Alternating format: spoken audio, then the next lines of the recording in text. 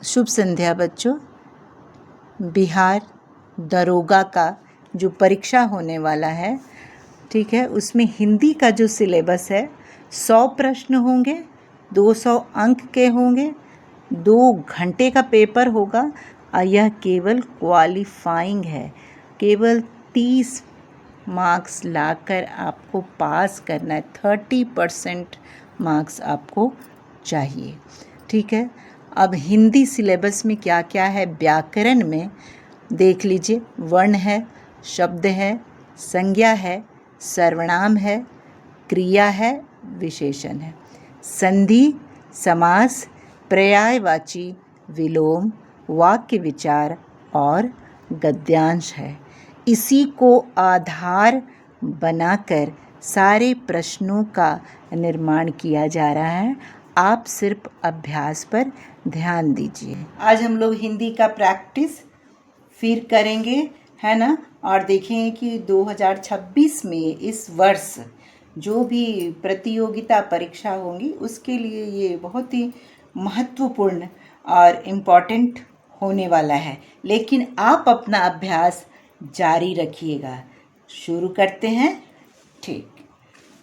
भाषा की सबसे छोटी इकाई जिसके और खंड नहीं हो सकते हैं उसे क्या कहते हैं? पहला विकल्प है वर्णमाला।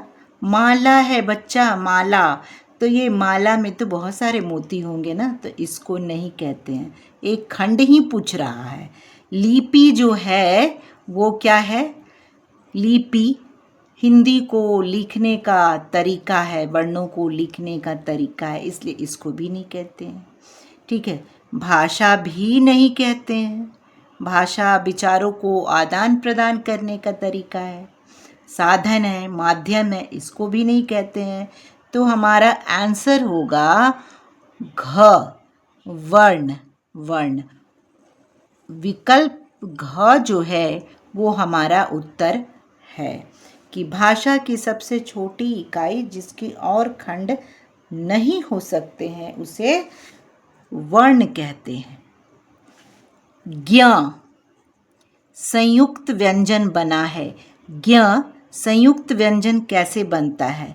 ज और इय जिसमें जो स्वर रहित हो, ज और इय, और एक स्वर आके इसमें मिलेगा अ, तो ज धन इय के मेल से संयुक्त अक्षर ज्ञ बनता है। ज्ञ से ज्ञानी। इसका उत्तर ग है, ठीक है। अगले प्रश्न में चलते हैं। गजानन कौन सा संधि है? गजानन, देखो यहाँ पे मात्रा क्या हुआ है बच्चा? मात्रा दीर्घ हुआ है, बड़ा हो गया है, आ की मात्रा है, तो ये है दीर्घ संधि है, ठीक है ना, ये दीर्घ संधि है। गजानन कौन सा संधि है? दीर्घ संधि है। गुण नहीं होगा। ए ओ अर को गुण कहते हैं। वृद्धि मात्रा में डबल वृद्धि होती है, वो है। यण जो है इसमें वर्णों का आधा कैलकुलेशन होता है, तो ये नहीं, ये दीर्घ संधि है। गजानन कौन सा संधि है? विकल्प क सही उत्तर है। अत्यंत का संधि विच्छेद क्या होगा? अति जोड़ अंत। मैंने पहले भी अत्यंत को डिस्क्राइब किया है, कई बार बताया है कि अति और अंत मतलब बहुत ज़्यादा, अति ज़्यादा का भी अंत हो जाना, तो अति जोड़ अंत यही होगा। ख जो उत्तर है वो सही है। ख विकल्प जो है वो बिल्कुल सही है, ठीक है। इसमें से छोटी ई निकल जाता, आधा त हो जाता है और अ की जगह पे य हो जाता है, तो अति जोड़ अंत ये हमारा सही है। सु जोड़ अच का संधि कीजिए, स्वच्छ होगा। उ की मात्रा हटाएंगे, आधा स हो जाएगा और य का व हो जाएगा, स्वच्छ, ठीक है। दिवस शब्द उदाहरण है, किसका है? तद्भव। तद्भव का उदाहरण ये नहीं है, क्योंकि तद्भव वे शब्द होते हैं जो संस्कृत के हिंदी में थोड़ा सा रूप परिवर्तन के बाद प्रयोग में आते हैं। जैसे संस्कृत में अग्नि और हिंदी में आग, तो ये नहीं है। देशज मूल रूप से हमारे देश के शब्द होते हैं, और विदेशी जो दूसरी भाषाओं से लिए गए शब्द हैं उनको विदेशी कहते हैं, जैसे उर्दू के शब्द, फारसी के शब्द। तत्सम जैसा संस्कृत में है वैसे ही, तो संस्कृत में दिवस शब्द होता है, इसलिए ये तत्सम शब्द है। ये वाला उत्तर हमारा सही है, ठीक है ना। उत्तर घ। पवन पुत्र शब्द उदाहरण है, ठीक है। पवन पुत्र शब्द किसका उदाहरण है भाई? रूढ़ का है, यौगिक का है, योग रूढ़ का है, विकारी का। तो सबसे पहले जान लो कि विकारी का तो नहीं है। विकारी वे शब्द होते हैं जिनका रूप बदलता है, जो परिवर्तित होते हैं वचन के अनुसार, ठीक है। जैसे कि लड़का, लड़के बहुवचन में हो जाएगा, ठीक है। तो इस तरह के जो शब्द होते हैं वो विकारी शब्द होते हैं। अब योग रूढ़ शब्द के पास आते हैं, ठीक है। योग रूढ़ जिसमें दो शब्द है, योग मतलब जोड़, जिसमें दो शब्द है, ठीक है, लेकिन वो किसी तीसरे का बोध करवाते हैं। जैसे पवन पुत्र हम लोग किसको कहते हैं बच्चा? हनुमान को कहते हैं। तो पवन पुत्र कहने से एक दूसरा व्यक्ति, एक दूसरा विशेष पर्सन सामने आता है, तो वो होता है क्या शब्द? योग रूढ़ शब्द कहलाते हैं। तो पवन पुत्र शब्द उदाहरण है किसका है? योग रूढ़ का है। यौगिक दो शब्दों का मेल होता है, जैसे पाठशाला, पाकशाला, ऐसा रूढ़ मूल शब्द होते हैं, तो ये नहीं। इसका उदाहरण क्या है बच्चा? योग रूढ़ शब्द पवन पुत्र शब्द का उदाहरण है योग रूढ़ शब्द। आइए आगे बढ़ते हैं और देखते हैं, ठीक है ना। ठीक। लोटा शब्द किस भाषा से आया है? लोटा, लोटा बिल्कुल देशज शब्द है, हमारी देश की ही भाषा है। विदेशी उर्दू फारसी का तो है नहीं, अरबी फारसी ये लिखा हुआ तो ये भी नहीं होगा। दिए गए विकल्पों में से कौन सा कथन सही है? ठीक है, कौन सा कथन? देखो 4 विकल्प, क, ख, ग, घ। स्वर और व्यंजन को शब्द कहते हैं? नहीं कहते हैं। शब्दों के समूह को शब्द कहते हैं? नहीं कहते हैं। वर्णों के सार्थक समूह को शब्द कहते हैं? हाँ। शब्द की परिभाषा क्या है कि वर्णों के जो अक्षर होते हैं उसका जो सार्थक मेल होता है, जो समूह होता है, उसी को शब्द कहते हैं, जिसका एक अर्थ निकलता है, ठीक है। तो ग जो है वही उत्तर सही है। देखो, उपकार का विलोम शब्द क्या है? उपकार का, पतन तो नहीं हो सकता, पतन मतलब गिरना। प्रति उपकार तो नहीं हो सकता है। अपकार, ग, विकल्प ग सही है। उपकार का विलोम अपकार होता है, अनुचित भी नहीं होगा। 11 नंबर प्रश्न को देखते हैं। मर्म को छूने वाला क्या कहलाता है? मर्म को छूने वाला क्या कहलाता है? मर्मी नहीं, दयालु नहीं, परोपकारी नहीं, मर्म स्पर्शी कहलाता है। ऐसे भी अगर शब्द स्पर्शी आ जाए और छूने वाला, तो छूने को हम लोग क्या कहते हैं? स्पर्श करना भी कहते हैं। तो इसी में हम लोग अपना उत्तर मार्क करेंगे, यही सही है। अब अगला देखते हैं क्या है। अगला है हमारा, रेखांकित पद के किस भेद के अंतर्गत आते हैं? रेखांकित पद सर्वनाम के किस भेद के अंतर्गत आते हैं? वह अपने आप चला जाएगा, अपने आप को अंडरलाइन किया हुआ है, ठीक है। तो ये जो अपने आप जो शब्द है वो निजवाचक सर्वनाम है। निज मतलब अपना, पर्सनल, ये अपने लिए प्रयोग हुआ है। तो ये हमारा क्या हेडिंग से ही पता चल जा रहा है, शीर्षक जो दिया गया है निजवाचक, इसी से पता चल जा रहा है कि निजवाचक सर्वनाम है। आप यहाँ कब से बैठे हैं? बच्चा देखो यहाँ प्रश्न दिखा रहा है, लेकिन सिर्फ आप शब्द को बताना है कि कौन सा सर्वनाम है ये, ठीक है ना। तो आप शब्द जो है वो पुरुषवाचक सर्वनाम है, निजवाचक तो नहीं होगा, अभी मैंने बता दिया। निजवाचक सर्वनाम में अपने आप, स्वयं, खुद ऐसा शब्द आता है जो अपने लिए प्रयुक्त होता है। पुरुषवाचक सर्वनाम हो सकता है, निजवाचक नहीं होगा। संबंधवाचक भी नहीं होगा, संबंध निश्चयवाचक भी नहीं होगा, ये होगा पुरुषवाचक सर्वनाम। पुरुषवाचक सर्वनाम क्या होता है?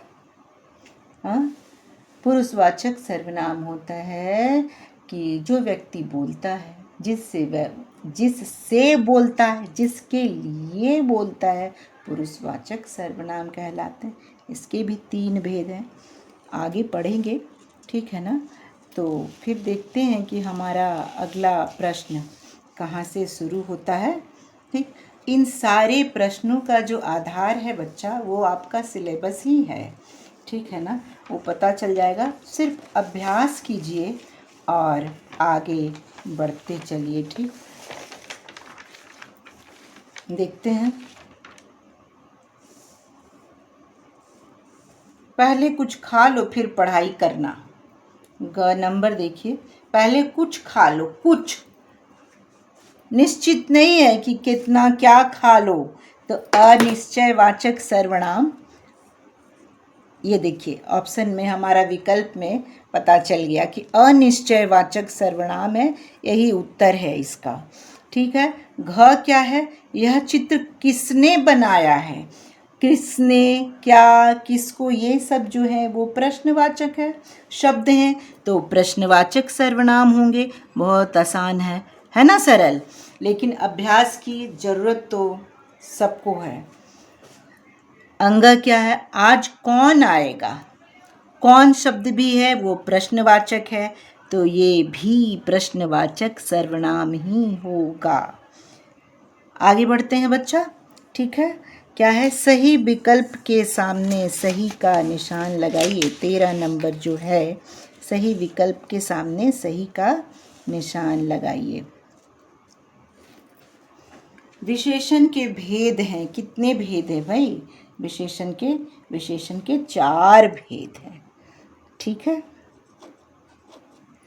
जो सर्वनाम शब्द संज्ञा से पहले आकर उसकी ओर संकेत करता है, जो सर्वनाम शब्द संज्ञा से पहले आकर, सर्वनाम है और संज्ञा के पहले आया है, तो वो क्या होता है? सार्वनामिक विशेषण होता है, ठीक है, वो होता है सार्वनामिक विशेषण। कक्षा में आज थोड़े विद्यार्थी आए हैं में विशेषण शब्द क्या है? कक्षा में आज थोड़े विद्यार्थी आए हैं में विशेषण शब्द है थोड़े विद्यार्थी। देखो, विद्यार्थी तो विशेष है, थोड़े संख्यावाचक विशेषण है, तो थोड़े जो शब्द है वो क्या है बच्चा? विशेषण है। में विशेषण बताना है तो थोड़े जो है वो विशेषण है। विकल्प स जो है सही है, ठीक है ना। अब थोड़ा सा आगे और चलते हैं, कष्ट करते हैं, मेरे साथ आप भी कष्ट कीजिए, पढ़ते रहिए, अभ्यास करते रहिए, सफलता अवश्य मिलेगी। निम्नलिखित शब्दों में समास के सही विकल्प का चयन कीजिए। समास पे आ गए हैं, ठीक है। अव्ययी भाव समास का पहला पद जैसा नाम है वैसा काम है, अव्यय होता है, बस इसके आगे पीछे कुछ नहीं सोचना है। अगला देखते हैं, कौन सा समस्त पद में करण तत्पुरुष का उदाहरण है? करण तत्पुरुष, करण तो हम लोग कारक में चले जाते हैं कि करण कहते किसको है, कम से कम चिन्ह ही जान ले। कर्ता ने कर्म को करण से के द्वारा तो रोगग्रस्त माखन चोर सेना नायक दानवीर, ये 4 विकल्प आपके साथ है। करण का चिन्ह क्या है?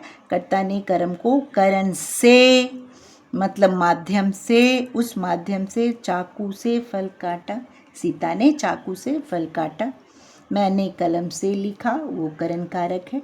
तो सीधे करण है, बस करण ही देखो, ये मत देखो, ठीक है। इस द्वारा भी होता है तो रोगग्रस्त, वो रोग के द्वारा ग्रस्त है, रोगग्रस्त, यही है सही उत्तर, ठीक है। योजक चिन्ह का प्रयोग होता है, कहाँ होता है? द्विगु समास में नहीं, कर्मधारय समास में नहीं, द्वंद्व समास में होता है। बहुब्रीहि में भी नहीं होता है, कर्मधारय में भी नहीं होता है और द्विगु समास में भी नहीं होता है, द्वंद्व समास में होता है।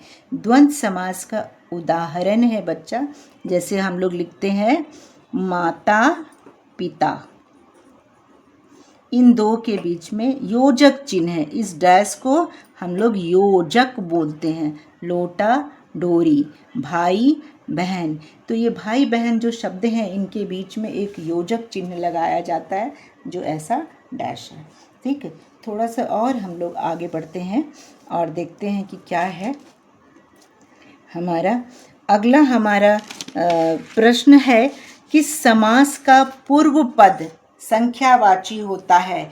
समास में 2 पद होते हैं, पूर्व पद और उत्तर पद, तो बाद वाले को उत्तर पद कहते हैं, ठीक है ना।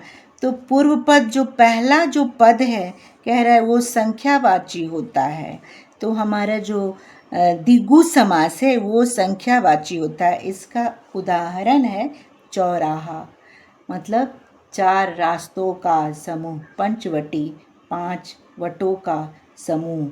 ऐसा पहला शब्द जो है उसमें संख्या दिखाएगा तो वो होगा हमारा द्विगु समास। अंतिम हो गया बच्चा। किस समास के पूर्व पद और उत्तर पद यानी दोनों पद में उपमेय और उपमान का संबंध रहता है? उपमेय और उपमान क्या होता है? ऐसा शब्द जैसा विशेषण विशेष्य वाला शब्द, तुलना करने वाला शब्द, जिसमें हम किसी से तुलना, चंद्रमुखी जो लड़की है उसका मुख कैसा है? चंद्रमा के समान है। तो यहाँ उपमान और उपमेय का संबंध है, उसको कहते हैं कर्मधारय समास, समझे? ठीक है बच्चा, अभ्यास करते रहिए, सफलता तो मिलनी निश्चित है। लाइक कीजिए, शेयर कीजिए, सब्सक्राइब कीजिए। धन्यवाद।